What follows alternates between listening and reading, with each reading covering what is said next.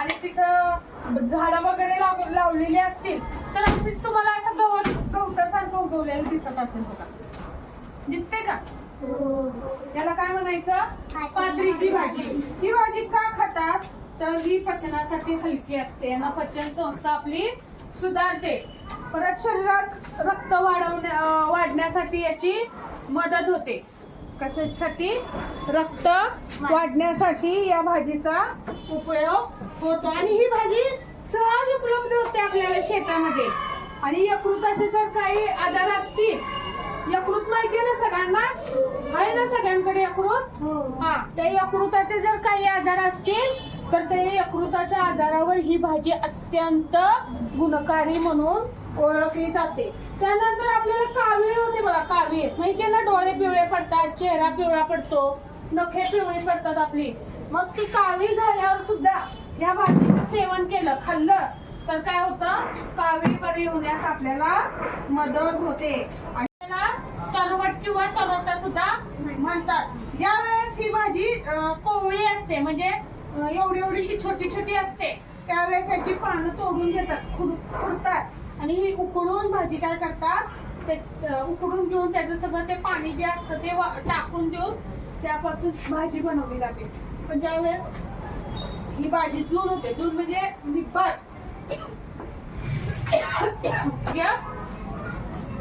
नसते आणि या भाजीमुळे शरीरातलं रक्त शुद्ध होतं. परत यकृताचं पण, ह्या भाजीनं सुद्धा यकृताचे जे काय आजार असतील तरी यकृताचे आजार या भाजीने सगळे बरे होतात. शेंडवेल म्हणतात, त्याची सुद्धा कांद्याच्या पातीसारखी भाजी केली जाते आणि खूप छान लागते. डाळ वगैरे घालून ही भाजी केली जाते. त्याला काय म्हणतात? शेंडवेल म्हणतात. काय म्हणतात त्याला? शेंडवेल म्हणतात. हा, पुदिना. पुदिना कशासाठी वापरतात? पुदिन्याची चटणी बनवतो, पाणीपुरी मध्ये वापरतात, बिर्याणी मध्ये वापरतात. पुदिन्यामुळे काय होतं? आपल्या पचन सुधारतं. पुदिना खाल्ला की काय होतं? आपलं पचन सुधारतं. आणि ज्यावेळेस आपलं तोंड येतं बघा, तोंड आलं की काय करायचं? पुदिन्याची पानं घ्यायची आणि थोडीशी खडी साखर घ्यायची आणि ती चावायची. ती काय करायची? चावायची. आणि ते थुकून जायचं, गिळायचं नाही, थुकायचं ते. त्यामुळं काय होतं? जे तोंड आलेलं असतं ते लगेच बरं होतं. पुदिन्यामुळं काय होतं? तोंड आलेलं असतं ते बरं होतं. आणि तुमच्या कोलगेटचा वास कशासारखा असतो रे? पुदिनासारखा असतो की नाही? कोलगेटचा वास पुदिना, म्हणजे कोलगेट मध्ये सुद्धा पुदिन्याचा वापर केला जातो. कारण जे आपल्या दातातनं रक्त वगैरे येत असतं त्यामुळं हे पुदिन्याच्या अर्कामुळं काय होतं? ते येणं वगैरे थांबतं. औषध म्हणून त्याचा वापर केला जातो. आणि आपण जेवणात म्हणून सुद्धा वापर केला जातो. बघा पुदिन्याची गरवा, हे काय आहे? पुदिना. त्यानंतर ओवा, ओव्याची पानं. हे काय आहे? ओव्याची पानं. याचा वास ओव्यासारखा येतो, परंतु हा ओवा म्हणजे जे आपण भजीत वगैरे घालतो, खाण्यासाठी वापरतो, तो ओवा हा नव्हे.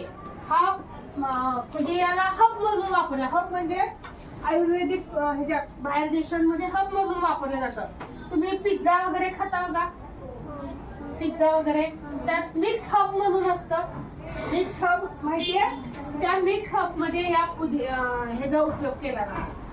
ही पानं वाळवली जातात, त्याची चुरा केला जातो आणि त्या पिझ्झावर टाकतो आणि आपण चटका मटका तोंड भारी भारी करत खातो, होय की नाही? मग याचा वास कशासारखा येतो? तर ओव्याचा, जसा ओव्याचा वास येतो. ओवा हातावर घेऊन किंवा सर्दी वगैरे झालेली असेल त्यावेळेस ओव्याची पानं खाल्ली जातात. आणि ओव्याची भजी सुद्धा केली जाते. ओव्याच्या पानांची भजी सुद्धा केली जाते. समजलं ओवा? त्यानंतर आता हे काय आहे? गव्हात सगळ्या भाज्यांची माहिती तुम्हाला आता सांगितली, बरोबर? आणि या सगळ्या भाज्यांचा आहारात होणारा उपयोग आणि त्याची गुणधर्म, का खाल्लं जाते आणि या भाज्या खाल्ल्याने कोणते कोणते आजार कमी होतात ही सगळी माहिती आता त्यांनी सांगितलेली आहे. ओके, तर पुन्हा एकदा या सगळ्या भाज्यांची नावं आणि भाज्या बघून घ्या. हा. कशाची आहे? पुदिना. काय हा? नंतर हे ओवा. काय?